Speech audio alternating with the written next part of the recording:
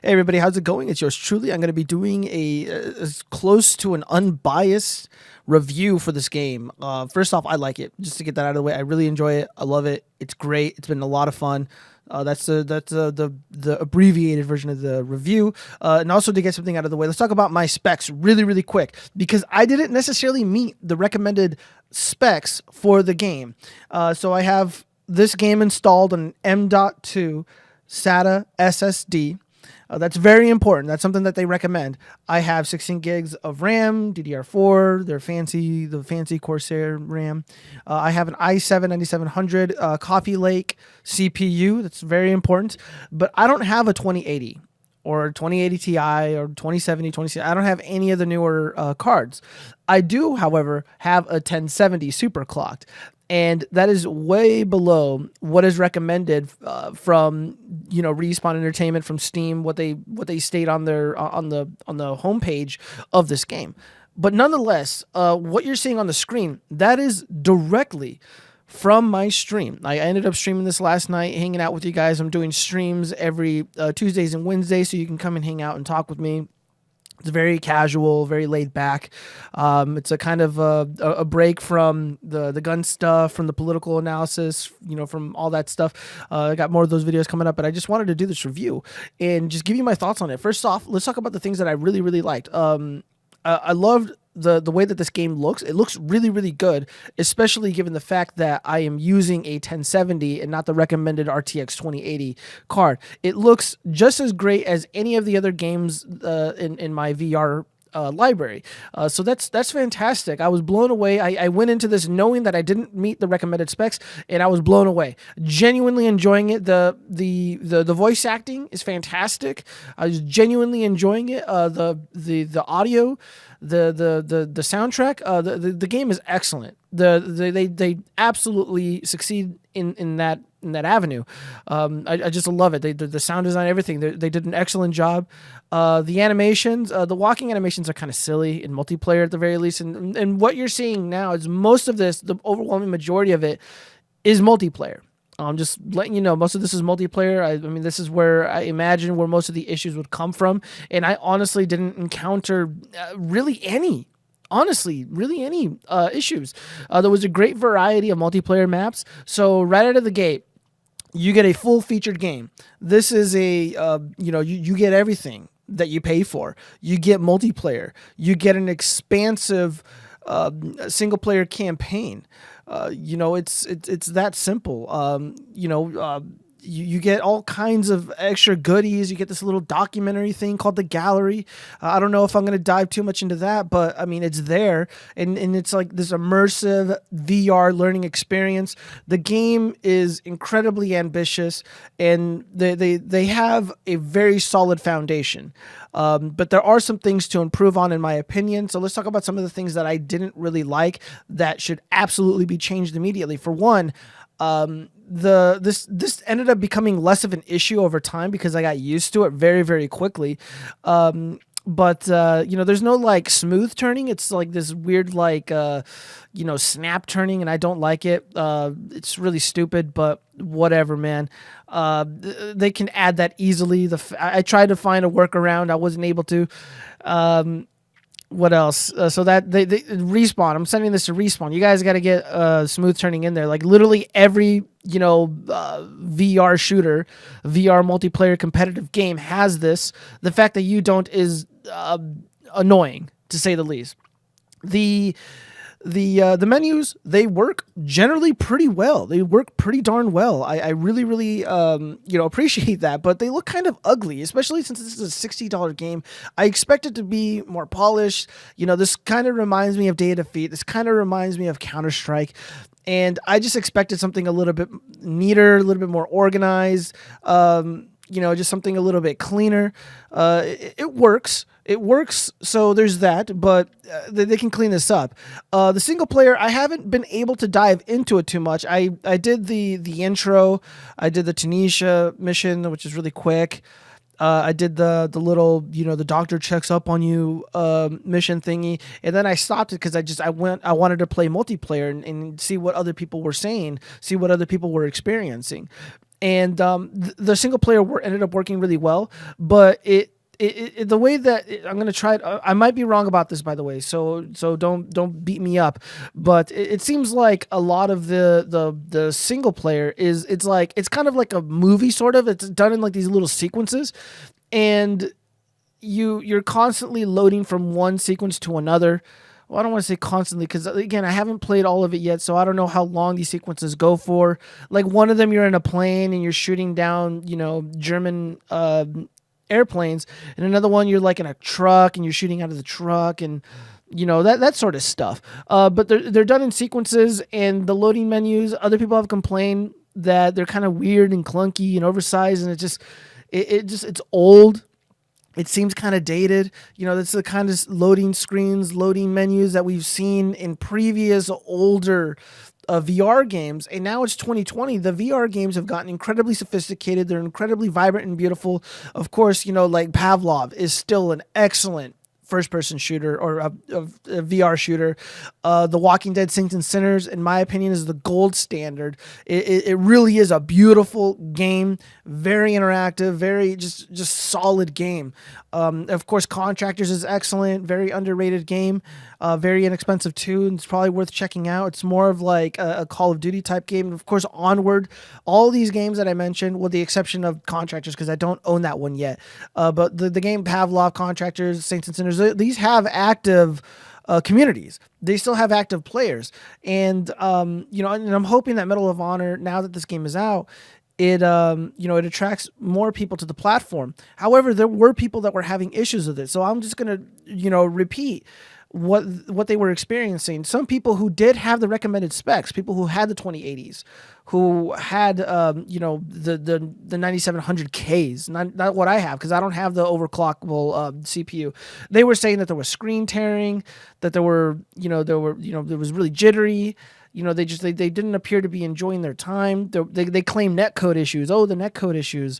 Well, I don't really I didn't really experience any netcode issues. I didn't really experience these kind of problems. And I have very fast internet. I have a very high-end computer, with the exception of the video card, still old.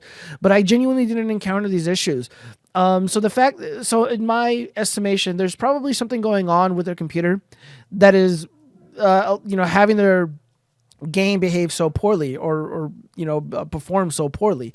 That's the only thing that would make sense to me, because these people on paper, according to them, their machines are far superior to mine, and they were having these problems, but I didn't even meet the recommended specs. So I suspect that this is user error. And it's a learning curve. Every time you jump into a new VR game, it's going to feel a little bit different because of the way that the game is set up, the way that the controls were configured for that specific game. So like VR, so like Walking Dead and Pavlov obviously are two completely different games, sort of. But they have like a feel for it. It's hard to explain, but Pavlov feels a certain way. Walking Dead feels a certain way, and of course, Medal of Honor, Above and Beyond, definitely feels a certain way. And that's not to say that it's a bad thing. It's not to say it's a bad thing, but it does get a little bit getting used to. And I think what sets Medal of Honor apart from all the other VR shooters that I played, or the other VR games that I played, is that it doesn't have the smooth turning, which doesn't make a lot of sense to me. It's like, you're a AAA title, guys. You got to have smooth turning in there. Maybe I'm in the minority. Maybe I'm the only one that likes smooth turning, and everybody likes that stupid snap turning crap. Give us the option. I'm sure it's not hard to do. Walking Dead Saints and Sinners had some serious issues on launch. The developers were in contact on day one, and I think it took them less than 2 weeks. They're like, you know what, guys, we hear you. We're going to implement this crouching feature that you guys are asking for. We apologize that we weren't paying attention. We apologize that we didn't, that we glossed over this, and they remedied the problem. This is a AAA title that was developed by Respawn Entertainment, and of course Oculus was a part of it. Electronic Arts was a part of it, and I purchased this on Steam. Again, my headset is the Oculus Rift S. I am playing it on a computer, on a PC, a really well-built PC. Another thing that I have to mention is that I have a clean install of Windows 10 because I bought a bunch of new hardware. I got a new M.2 PCIe SSD card, and then but that's not what my PC is installed on, or what the game is installed on. The game is installed on M.2 SSD SATA. So I mean they're pretty close. I mean they're kind of close in terms of performance, but the PCMe is PCMe I mean whatever that's better. That's a lot better. But anyways, they recommend having this thing installed on a SATA. Or on some sort of SSD, plain and simple. So this is my experience, you guys. Like people are calling me fanboys because I was kind of goofing on people, and I was just like, oh, it's user error. You guys are obviously doing something. Your internet is shitty. You got like your mom watching fucking Dancing with the Stars on her mobile phone or something. The dad's probably streaming some bullshit content from ESPN. It's like that because I wasn't experiencing any issues in the game. And again, I'm like the only one in this house. So I'm, no one's using my internet but me. So I don't have bandwidth issues. I don't have internet problems. I just, if there's something wrong, I can fix it because I know what I did, obviously. And, just plain and simple. I think that you should, if you at least have an i7, if you at least have 16 gigs of RAM, and if you have a video card that's 1070 or better, I would recommend trying the game. I absolutely recommend trying the game. It's a blast. It's a lot of fun. If you have a lot of bloat on your computer, now is the time to start removing it. Go to your control panel, uninstall unnecessary software. If you got things in the background that you just don't need anymore, get rid of it, man. Get rid of it. Because I don't understand what is driving people to have a bad time playing this game, and I certainly don't want that. So I'm putting all this information out there, giving you a fair and unbiased review. And again, I'm not people call me a fanboy. It's like, dude, I haven't played a Medal of Honor game or been hyped about a Medal of Honor game since I played Medal of Honor on PlayStation 2. I don't remember what the game was called. It's like Allied Assault maybe or something. I don't know. The first mission is you're running on the beaches of Normandy. That's all I can remember. And it was a fun time. So Medal of Honor certainly has a special place in my heart, for sure. Day of Defeat has a special place in my heart. And I certainly felt a little bit of nostalgia playing this game. I certainly enjoyed... I streamed it for almost 3 hours, or like 2.5, almost 3 hours. And, a lot of people were joining in. I was telling them what I said here in this condensed review, that I'm enjoying my time. I didn't meet the recommended specifications for, to play this game, but nonetheless, I am playing it anyways. Why they are advertising this insane threshold on Steam and on the Oculus website is beyond me, because I didn't I didn't meet it and I was able to play it, but people who met it were not able to play it according to them, and it was only a few. There were more. I feel like. No, it might have been half and half. So, like right now on Steam, the game is getting killed with negative reviews, and I'm just, again, guys, the best thing to do is to be respectful. Reach out to the devs kindly, because I did, and they haven't responded to me. I reached out to them already on Twitter, and I was like, "Hey guys, like these are some of the issues that I'm having with the game. With the locomotion, with the lack of smooth turning. I'm like, can you guys fix this? Can you whatever, man? I'm not gonna get my panties in a bunch, but again, this is a $60 game." And it is fully featured, but there's some things that they really do got to clean up. It's been in development for a long time. That's like, just look how clean and beautiful the Walking Dead Saints and Sinners menus are. And it's like, you guys couldn't do that. Like you had a bigger team, you had a bigger budget. And I know they went above and beyond, pun intended, to make a really solid experience. And the experience was solid, but there are things that just should not be overlooked, in my opinion. But that doesn't distract or take away from the good time that I had. Do I feel the $60 was worth it?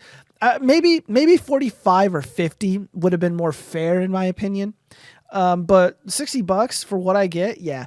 And again, like, you guys, like, I don't experience stuttering or internet issues, netcode issues playing Pavlov.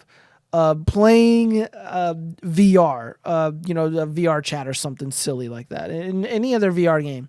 I just don't experience it. Granted, they may not be as fast paced. They may not have all this stuff going on.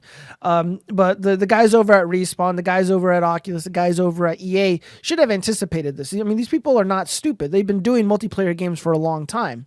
So they should just know better. So people are experiencing these lag issues. If people are experiencing weird artifacts or some rendering issues while they're in game, it's not, the game is not performing as they advertise. I'm not going to downplay their experience. They certainly are having these, but I just think it's odd that I have a 1070. I don't meet the specifications, but some of the people that did, and this is mostly where a lot of the hatred was coming from, is people who did have the recommended specs, and they claim that they did not have a good time, that they were experiencing, graphical issues, other issues, etc., etc. And again, I had no issues reading any of the text, and I'm hard at seeing. I was, leading in the leaderboards. I was absolutely killing it, just top of the leaderboards.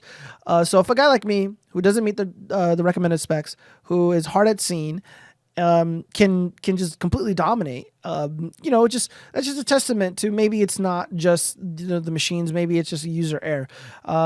But yeah, I think there's a lot of things that could be done better. So that's just it. Hopefully you guys enjoy this video. Of course, links in the description. I do plan to stream every Tuesday and Wednesday. The times are listed on my, my Twitch. So you can come hang out, come talk. Very casual. No craziness.